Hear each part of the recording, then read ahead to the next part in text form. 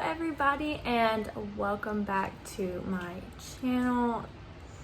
I have been a little MIA in the recent weeks, so I wanted to make a video for you guys talking about all of the hard things that nobody wants to talk about, so I'm gonna talk about them. September is Suicide Awareness Month, and I feel really strongly that I need to shed a light on mental illnesses and mental health, and how many people don't understand what they are, and how many people are rude and they don't care to understand. I am clearly a new mom. I have a 10-month-old little girl, and when you become a new mom, your body goes through so many changes. Your hormones are off the charts crazy. And a lot of times women will get postpartum depression or postpartum anxiety. When Stormy was a newborn, I just had a tiny little case of the baby blues where I cried a lot. But for the most part, I have not been depressed or had anything along the lines of depression. I personally have struggled very badly with postpartum anxiety.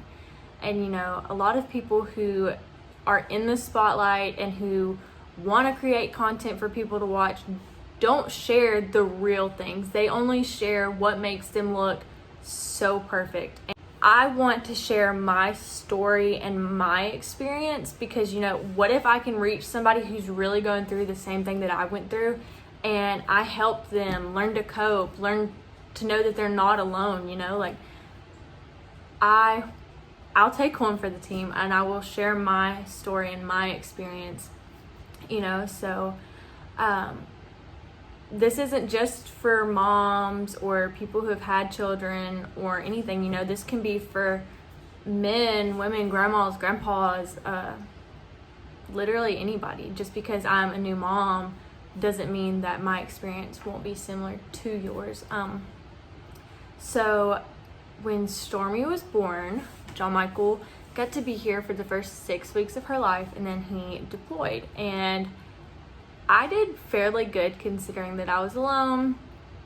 And when she was about 3 months old, I started having a lot of anxiety. And it was I never wanted to harm myself. That was never the point. My anxiety was more that something tragic would happen to me, and that I would leave her behind and I would miss out on her life. And, those kind of started as thoughts that something terrible would happen to me, but they kind of just got worse, where that's all I could think about at night is, what if I died in my sleep and then I left Stormy here? And I was so scared. I never want her to live life without me. I want to be able to raise her and be there and be her biggest support system. And my anxiety would keep me awake at night to where I would just lay next to her and watch her breathe and cry until I would finally just cry myself to sleep, because I was so scared that something would happen to me. So, this happened for a few weeks, and I was just, maybe this is just my hormones trying to balance themselves out. Well, I finally was like, what, I cannot do this. I cannot raise her by myself right now while John Michael's gone and not sleep, because I was staying awake basically 24 hours a day because I was afraid that if I went to sleep, something would happen to me. And I did not want anything to happen to me. I want to be her mother, and I want to be the one to raise her. And I don't want to miss out on all of her big moments in life. So I would stay awake so there wouldn't be a chance for something to happen to me in my sleep. So I talked to my doctor, and she's like, this is not normal. I think we need to talk about some options. You are having incredibly bad postpartum anxiety. And, you know, the main reason is I couldn't be the absolute best mother that I can be to Stormy if I was constantly worrying that something was going to happen to me. And I kind of continued to like push it back, you know, like I would talk to my doctor and we would have kind of therapy sessions, but I didn't want to do anything for sure. I wanted to wait till John Michael got back and see maybe if, you know, it was just me being alone with Stormy, if that was the reason. And he came back and my anxiety was still really bad. Even if he was asleep next to me, I would just lay there and cry because I was just afraid that something was going to happen to me and I would not get to be able to be in Stormy's life. And that terrified me. I would cry every single night. It was so bad. And I was never suicidal ever. Thankfully, I was afraid that something would happen to me.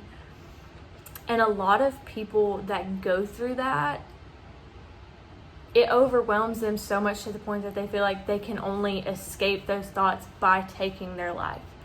And, you know, thankfully I was never like that. I'm still not like that. I want to live a long, happy life and enjoy my baby girl and enjoy our future children and our life together. But so many people think that is the only option and that is the only way to get out of those thoughts. So if you're watching this and you think that is your only escape and you think those are the only way to think those thoughts or get rid of those thoughts, that is not the case. You need to reach out to somebody, reach out to me, reach out to your doctor, a friend, a family member, anybody, and you need to seek help because it's not normal to think those things. Even if you're like me and you're afraid that something is going to happen to you, you need to reach out to your doctor or somebody, talk to somebody because you do need help. It is okay to need help. So many people act like these things aren't real because nobody wants to talk about them. They're uncomfortable to talk about. Nobody wants to listen to that you cry yourself to sleep at night, or that you have depression or anxiety, or you're bipolar, or you have all these issues and these demons. Nobody wants to talk about them because so many people want their life to look perfect. And you know, I used to be that way and I'm not anymore because I do have a great life. I have a great husband. I have a beautiful little girl. We have a beautiful family and I have a great support system. I have great friends, but I do struggle with anxiety every single day. And you know, you're not alone if you feel this way. So get help and reach out to somebody if you are feeling like you just need to not be here anymore. Know that your life is so valuable and that somebody loves you. I love you. Jesus loves you. You know, you are meant to be here. You are put here for a reason and you have a life to live. So I'm going to put the suicide hotline right here. If you need to talk to somebody, please call this number and reach out and they will get you help. Reach out to me. You know, if you don't want to talk to somebody and you're not suicidal, you just need somebody to confide in, I will be more than happy to listen to you. I will be more than happy to help in any way that I can, you know. And I just wanted to shed light on mental illness and how the stigma around it, so many people just act like it doesn't exist because they don't want to hear it and they don't want to deal with it, you know.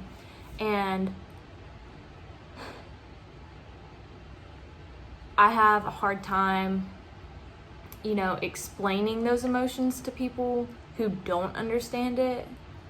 But if you're watching this and you don't have any of these problems, if you know somebody in your life that has these problems, lend them a hand, you know, reach out to them, check on them mentally, like, how are you doing? Are you okay? Do you need anything? Do you need a friend? Do you need a hug? You know, like those small things can turn into such big things.